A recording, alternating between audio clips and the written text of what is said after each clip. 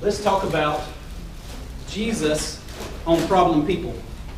So if somebody will, go to Matthew 9. Let's look at 35 through 38 real quick.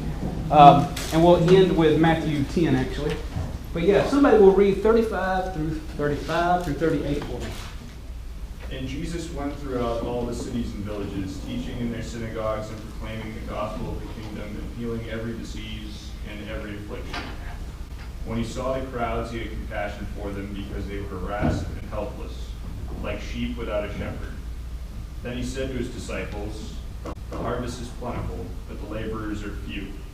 Therefore pray earnestly to the Lord of the harvest to send out laborers into his harvest." Guess what people come to your door feel like?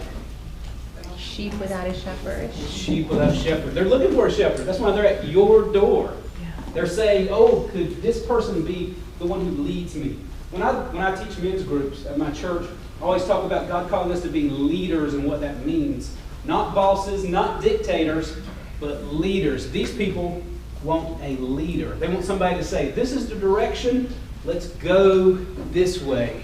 They're lost like sheep. And I want you to, as we talk about problem clients in just a minute, to have compassion. Yes, they have problems. Yes, they're laying them at your feet. Yes, maybe they pick it back up in session and make your session difficult. Have compassion. I'm asking you to do something that does not come naturally. Because naturally you think, get out of my office. Today is not the day. In your heart, have compassion. Remember Isaiah 53:6. All we, like sheep, have gone astray. All of us have been that problem. Maybe it was to our parents. Maybe it was to a certain teacher. Maybe it was to a certain boyfriend or girlfriend in school. But we were all that person looking for a shepherd. As these people come to your door, have compassion. Let's get started. We're talking about them. First, I want to talk about the talker. Ironically, we've talked a lot about the talker already, right? The talker is the person who has all this on their heart and it just bubbles out. Are they even aware that they're doing it? Yeah. Sometimes. They just Sometimes can't help not. themselves. Sometimes they just have zero self-control. Diarrhea of the mouth. Something like that. So, for how long has the member currently been talking? As we deal with this, I want you to ask yourself some concrete questions. Because it's not about you. So it's not about your feelings about the person who's talking. It's about the group process. And there's 8 of us here. And this one person is the talker. We all know who that one person is. But how long have they been talking? Well, 15, 20 seconds. Okay. Let's give it another 10 or 15 or 20. Are they on point? Are they helping? Are they not? How much group time has the member had this session? Yeah, this is the 3rd time they've chimed in and carry on this 5-minute monologue. Time to stop. Time to stop them. Is the member preventing others from talking? So you have done this little checklist, right? You've gone, yes, yes, yes. Okay, Will, it's time to let someone else talk using those confrontation skills. Or you're looking around asking, does anybody else have something to say? This is a good point. Who else would like to chime in? At this point, you're thinking about those skills we talked about just an hour ago, and you're going, okay, which one is appropriate to stop the talker? All of them. Use them, absolutely. Some interventions. Let's talk briefly about these. I really want to get down to the second level quickly. The first are kind of obvious. So you're directing questions to particular people. You're going, okay, Will, let's let Tom talk. Tom, what do you got? Or you tell the group you want to hear from those who have not shared. We've kind of addressed that earlier. You break into dyads, and that's kind of a little bit headier, a little bit of, bigger than what we're doing here this week, so maybe not quite yet. But I really want to get down to these second ones. Directly address the person. That's that confrontation we mentioned a minute ago, or 30 minutes ago. Tom, what is this about? And you really want the group to do that. You really want to scan the room and see the group's frustrated and go, Jamie, is there something you would like to ask? You really want to get them engaged in that situation. provide any kind of feedback. And this is like you stop them and you go, okay, up until this point you've told us. You might throw a little summary in there. At this point you've told us, so we've got that. Solicit feedback from the group, obviously. And finally, after session, if you need to, meet in private. Keep it short. Keep it to the point. I'm not attacking you. You just made the group about you. The group's not about me, the leader, but it's not about you individually as the client, too. The group is about us. As fun as the talker is, yay, even more fun is the savior. You see whoever, Loki standing on the edge of the ship, yelling, I'm your savior, or whatever. That's what this is. This person has been there. They know, and they're going to help you through it. They're like one of those self-help people that stand on stage and proclaim solutions to all your problems. The first thing we're always going to do is say, okay, yeah, remember this is one of our rules. No one person is any other one person's savior. That's not how our group works. We're not looking to old Graybeard over here because he has all the answers. Our group is working together to solve the problems that we bring to our group. The advice giver loves these let me tell you about my life and what I did in my divorce when my kid had these problems. And they go into this storying thing. And stories are great to teach a lesson, but that's not their job. Their job is to be a part of the group. So you're making these observations going, I noticed that you're telling a second story for our 45-minute group time. And your first story was good, and we appreciate that. But let's let someone else talk. It looks like Jamie has something to say. Soliciting observational comments from the group. We want Jamie to stand up and say, hey, Tom, your first story was good. Yeah, we really don't need a second one, but we appreciate it. Save it for next time. And that's them being really nice. They don't have to be that nice. And take it, if all else fails, you're going to take back control of the group. Whether you're going to physically step in, or if you're going to verbally step in, or in some emotional way you're blocking them. One of my favorite techniques is to go sit beside the person. That way I can physically situate myself where they are getting the hint that, yeah, you're here. Give it a rest. You're not here in my face telling me all the great wisdom you have. You are here beside me. Give it a rest. Do you ever use like physical nonverbals in that regard? Like go put my hand on their shoulder? Yes. Get really uncomfortably close? Yes. But it works with young people. You can't It does. with older people. Well, you can depending on their situation. And again, I was trying to think what would be a good example. I did a grief group about 2 years ago. And it was all widows. No widowers. It was all widows. They were in a vulnerable place that allowed for one another to sit side by side and even hold hands for a minute or whatever. They could do that. They could do that physical one-on-one. For themselves. But you Yeah, the group. If Absolutely. The woman, would get nasty because of the problem she had, and you would just not sit next to her and say, come on. You wouldn't do Maybe. Depends on how well I know her. Maybe. You say that, and I think of a lady just right off the top of my head that, yeah, that would probably work. It depends how well you know them, and it's all about the relationship. Counseling in general is all about the relationship. And so if we're on session number 5, 6, 7, or 8, and you feel like you can go sit beside her, you can. Absolutely. Remember, groups should not be so general that the topic you're talking about could be interchangeable with any other topic. It should be specific. You get lost in a group that is, hey, y'all showed up, what do you want to talk about? No, this is a group of high schoolers who are juniors and seniors, and so we're talking about the fear of transitioning to adulthood. We're talking about the failure of not getting into the college I want. We're talking about things specific to that. So advice giving of homeboy stands up and says, when I applied for college, and he went into his spiel, I'm able to, literally touch him and say, thanks for that. Let's let her continue her speech. And they don't really have a problem with that. Thankfully, I don't look too intimidating. So if I get close to somebody, they're not scared. At least not thus far. Maybe when my hair falls out and whatever, I start dressing badly. Maybe. Okay, again, with this, I really want to get to the second level. I want to get deeper into this. So let's jump right down to the second level. Talking about with the rescuer, I got to come in and I got to save you from you. make those observational comments, i.e., it looks like you're doing this rescuing thing. Do you really feel you need to do that right now? We really want somebody else to say that. He's talking to somebody about, and she looks at him and goes, yeah, but that's not what I need right now. We really want our group to be active and share. And you as the facilitator may look at that person and go, you look like you want to share something. Do you want to tell Timmy something?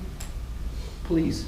And if nobody does, is it okay for us to say, it looks like you're Yes, wanting keep- to save her? Right. Keep it short and sweet, though, because you don't want to speak for them. You just want to open the floor up. You're trying to create an environment that they say, yeah, I do want to say something. Now that you've said that, I want to bounce off that. Yes, ma'am. And Carroll, that's it. In that scenario, would you then say, I noticed, like not verbally, I noticed you kind of jumped forward instead of saying, I noticed you wanted to save her? Right. You could. Again, you want the group to call him out, but if you notice his body language says rescue, you could be like, we don't have to do that. Or you could go stand in front of him, block him, physically block him. We don't have to do that. Heck, my group room is set up in such a way that we have the chairs, it's square, but we move them into a circle, and I'm able to walk around the circle with them if I want to. So yeah, that physical presence goes a long way. Yes, ma'am.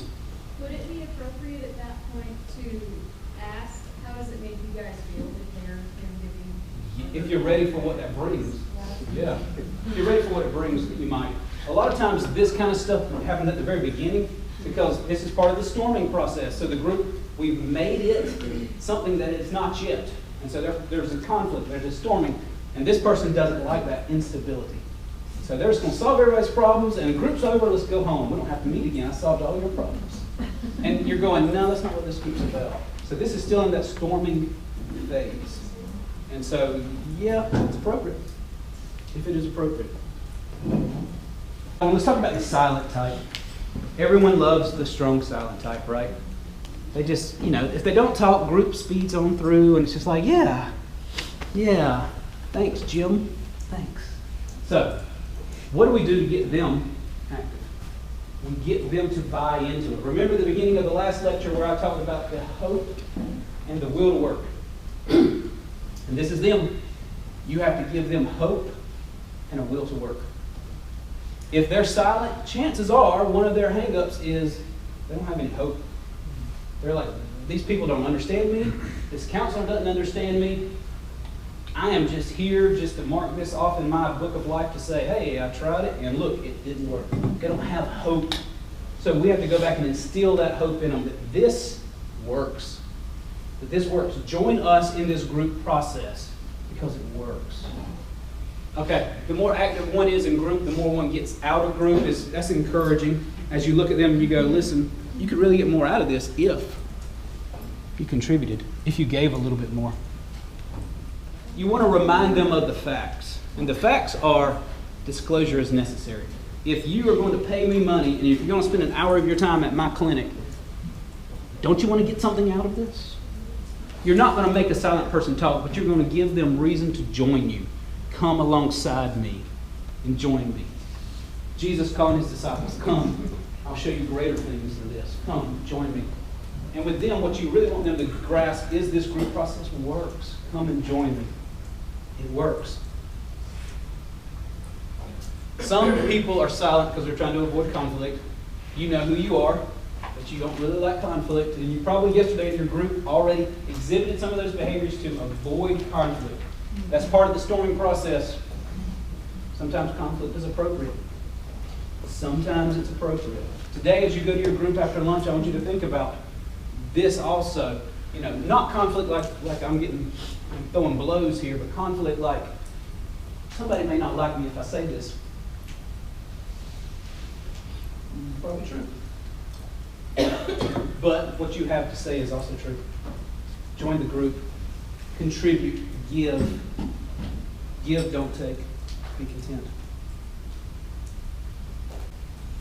Obviously, that one silent person is frustrating the group. Why does he not have to talk and the rest of us do have to talk? Thanks for sabotaging the group. You do want to get him involved because that sabotage will spill over. It'll bleed over. You will lose your group because this one person presents as I don't have to. I'm above this. This is not for me. Avoid, avoid, avoid. But we have to. We have to move quickly. The first session, the silent person shows up and is silent. Do we let it go for a second session? Do we let them be silent that whole first session and then they come for the second session? Do we allow that? No. Why not? Why do we not allow them? Because they create that habit. They enter it into that comfort. Yes. Silence is a form of control. And this is how they are wrangling control away from the rest of the group. I'm going to sit here in silence, and everybody else has to talk to me like I'm the king on my throne. No. Okay, somebody asked earlier today, how long should we sit in silence before we intervene? And that's a good question, because there is no exact number. With kids, normally you don't have to sit as long. With adults, you may want to sit longer. And when I say you, I mean you kind of telling the group, hold on a second, let this finish. Something's going on in their head, something's going on in their heart. Let it finish. Let's see what comes of it. We don't know. That therapeutic silence, we don't know what comes of it. But let's wait and see. Let's trust them to go through their process and produce something unique, something beneficial to them. I threw up 2 minutes, I think that's what Gladden actually had in there. 2 minutes is a long time. I don't know that I would wait 2 minutes long. I don't know that the group can handle that much tension. I really don't know. If somebody tries to break into rescue, that's when you kind of go, just one more minute. Just one moment, let's see what happens. I feel like he has something to say. One more minute. Not literally 1 minute, but that's what you're saying to comfort them. Yes? What about for a structured silence? How long would you wait for that? Structured silence, I have seen that in the context of manualized treatment, and normally it's very formative like this, in the sense of, okay, I'm having you think about this. You've journaled it, now you're reading your journal. Sit with that a minute and do that. It's always a wet finger in the air. Again, I'm never looking at my watch going, it's been 2 minutes, what do you got to say? But I am filling that out. Let the tension rise in the room. Hopefully it'll start falling, and then you'll take it and say, yeah, now's a good time. What did that journal article, that journal entry that you wrote over a year ago mean to you today? So, absolutely. Silence is a beautiful thing. Now, if it's 45 minutes of silence, you shouldn't get paid. You've definitely not built rapport and a connection with these people. So yeah, that's probably unethical. But yeah, that minute, that 45 seconds, whatever they need for that heart to go, yeah. Maybe you'll see a tear. And that'll really challenge you, right? Just like, she's shedding a tear. I definitely need to intervene. Maybe not. Maybe not. I don't mind people walking around my office. I've actually got it partitioned off. So half of it's where the couch and the rug is, and the other half is bookshelf and desk. So if they want to walk around the rug, pick another seat, go look out the window, that's okay. That's okay. Breathe. It's kind of quiet for a minute, and they'll come back. They'll feel it, and they'll come back, and that's okay. If they don't, if you feel like they just checked out altogether, that gets into more of these other two, making those observational statements. In our group setting here, there's no window for people to get up and walk away from, but you will conduct a group where somebody will get up and walk away, physically or emotionally. If the person is literally sitting in the chair and they're turning away from the group, is that really any different? No, not really. That something has happened, and you want to check on that because they are physically turning themselves away. Not necessarily silence on their part, but their physical presence has changed. Their countenance has changed. Check. Absolutely check. If this is not productive, then you're going to refocus the group. You're going to ask them, okay, what do you guys feel like has just changed in our group? Something's just changed in our group. The mood has just turned cold. What was that? What was that? Now, personal preference, I do use the phrase our group a lot because I want them to buy in. I want them to have a stake in this. I want them to think that he's not lording over us, looking in on us. He's with us. But yeah, I don't, like Dr. Joy taught about, I do not relay personal information. I don't tell them I'm married. I don't tell them I have kids. I don't tell them this, that, and the other. Just the basics. Just the basics. Yeah, I work here. Absolutely. Not a stranger. That's my name on the wall. That is my name on the wall. Pick one. I got two. Pick which name you want to call me. Absolutely. And yes, you can get a pillow. Yes, you can get a whatever. I do have comfort things. Yeah, a lot of times they get bit, and it's just like, now I got to throw it away. So no, there's no washing that. Okay, let's move forward. The complainer. The complainer is not going to come out at the very beginning. Most of the time, it's not going to come out at the very beginning. Group's going to go on for a minute, for a session, for 2 or 3 sessions, and then the complaints are going to arise. And you're going to be like, what happened? You were happy as a clown in the last session. But no, the complainer is coming. The complainer may be that oversharer. And when I say oversharer, I mean the person who gives us the biography, right? This is where it began long, long ago when I was 4 years old. Well, you're 45, so we're going to get through with this in the next 45 seconds? No. And they're going to dominate. They dominate because they need to be heard. At least in their own mind and heart, they need to be heard. My question to you as young professionals, how do you make somebody feel heard without sitting there for 45 minutes? So you're reflecting back what they're saying. Yes, ma'am. So is this where you would restate what they're saying in order to demonstrate that they are being heard? Maybe. I would say summarize. You're pulling out from what they're saying only what is valuable to the group. You're teaching them that what we as the group need to hear is this nugget, and this nugget. Grandma being a great cook, I'm happy for you, but that's not a nugget we need in our group. So you're summarizing it, you're condensing it, you're bringing it down to something valuable to the group. The rescuer will let you know that they're a rescuer. Oh, well, I Immediately, they will let you know. And the same thing with the complainer. They will immediately let you know that this is not working, and the solution you just gave me, I've already tried. And that solution over there is that they will immediately, because it's in their heart and it's spilling over into their life, and we're seeing that. From the abundance of the heart, the mouth speaks. So we will see the complainer very quickly. Now remember, this is not, again, the first session they'll play nice. Probably the second session too. Again, I'm taking a lot of this from the y'all in text, but this complainer will let you know. They will let you know that they've already tried that. It doesn't work. Don't suggest that. I'm looking for some miracle that I'm going to reject that too. Yes, ma'am. Is the second person like a one-upper too, or is that different? Sometimes they are. Sometimes their divorce is the worst divorce ever. And you will never understand because your divorce was never as bad as theirs. Sometimes they are, yes. Yes. So they will present as needy. They will give you a list of needs. Yes, ma'am. So what's the best way to handle that? That's what we're getting to. Okay, let's move through this slide because I feel like the lack of acceptance of help turns the group against them. Again, you'll know who they are because you will hate them. Because they will complain. Good for him. 88 years old. Ching. Yeah. He's alive. Yeah. That's funny. Okay, y'all keep trying to get me off track. I keep remembering lunch. So my interventions for the complainer. Remind the complainer, yeah, you told me this, you told us this, but we can help, and you have the capacity to make the situation better. Are they going to like it? No, because that's more advice that they've already tried that doesn't work. But you're still going to remind them it's in you. The ability to change is in you. And we, the group, are here to help you make that meaningful change. Get over that divorce, get over that death, that loss, get over your hospitalization because of your psychotic break. We're here to help. We are here to help.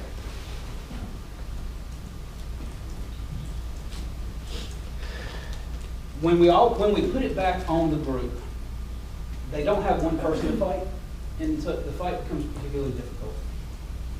And I'm not saying fight with them. I'm saying whenever they try to fight with you, the rest of the group is going, but wait a minute. And then they try to fight with that member, and then the rest of the group is going, wait a minute. And then they try to fight with that group member, and it's like, wait a minute. The group should be working to help these people move past this maybe unforgiveness, maybe bitterness and anger, maybe self-hate, whatever leads them to complain that there is no solution to their problems, the group is able to intervene. Use it for that advantage. Another thing that I'm suggesting is generalize the complaint. They want to tell you that their divorce is the worst divorce ever. Is it really? Divorce is not uncommon, and we have James and Bill here who've also gone through it. Let's hear their stories. Let's hear what they have experienced. Losing a child is sad and terrible, but look, Jamie's also been through that. Let's hear their story. And you're pulling them off of this emotional high that they're on that says, mine is the worst. Mine is the worst. My military experience is the worst. My work experience, my college experience, my whatever is the worst. And you're helping them see that other people have that experience too. And not them only, but the whole group. So the group doesn't hate them. Because the group will hate this person. You will get tired of them very quickly, complaining about the same thing and reminding you of how bad it is. That's very powerful. That's the universalism, right? Yes. Spread it all over. Sure. So generalizability is, this is, maybe it's normal, maybe everybody goes through puberty, you know, and universal is everybody suffers. And that's using those terms very generally. But yeah, look, other people have gone through this same problem. Other people have lost their parents. Other people have been in car accidents. Other people have experienced PTSD. And yes, yours was bad, but let's hear Bill's. Let's have this conversation with the group. Engage the group. Always engage the group. Went the wrong way. Sorry about that. Did I go? Oh, sorry about that. I'm going the wrong way. Okay. Crying intervention. We talked about this yesterday. I don't know if we were in our groups already when we talked about crying, or if we were talking about it as a whole. The tissue thing? The tissue Yeah. thing. It was in our group. It was here. It was in the whole. As the whole. Excuse me. As the- As the whole. Crying intervention. My personal approach is I don't rescue, because I don't want to become that person in the group that's saying, let's just stop it from happening. No. Let it happen. Don't let it happen for the entire hour, but let it happen. Because they need that. For us as humans, one of those mechanisms of crying is stress relief. So we're crying and we're feeling that relief come off of us, and we're just, so let it happen. Just have that moment. 2, 3. The tissue example from yesterday, I got to admit, I don't know that I've had that happen before, but it's a valid example. What is that tissue symbolizing to the person who's crying, or to the person who's providing it? So, don't sit there in silence. Sympathize, sympathize. Remember the sheep. Have compassion on the sheep. And having compassion is not the tissue stop crying, but having the compassion, maybe proximity. Let me come to you. Let me sit beside you a minute. What other method other than coming and getting Sure. up and sitting beside the Yeah, person? and I see this within the group, in the groups I run. Maybe holding hands, maybe. Maybe we just stop what's going on in the group right now, and we just take a minute, and we all practice some of our breathing exercises, and calm down, and whoever stops crying, just tell us that you're ready to move on. Let's just practice some of that therapeutic silence. This is not a time to go to the bathroom and get a drink of water. But this is a time of pulling together. That group is bonding. It's forming. We're moving away from storming, and we're moving into this bonding phase of group. And this is that time to do that. Maybe after a minute, maybe when the tears have stopped, we can relay that story. I say we as the group, not as the leader, can relay that story that meant something to us too. Or we can thank them for their moment of honesty. Because tears are very honest. Tears are very honest. That's one of those we cannot hide. We may not know exactly what they're for, but we can't hide it. That's very honest. That's very exposed, right? An empathic statement, I've already said that. If the person crying is not the person sharing, consider shifting that focus. You know, what are you feeling right now, Tammy? Or you may ask somebody else in the group by, body language and hand motions to mention the tears. Maybe they don't want to mention. Maybe they're owed nothing. Or maybe there is something that just needs to, when she said that, I felt this. So yeah. Provide the tissue. Matter of fact, I keep tissues in my car at all time, just to have, just in case.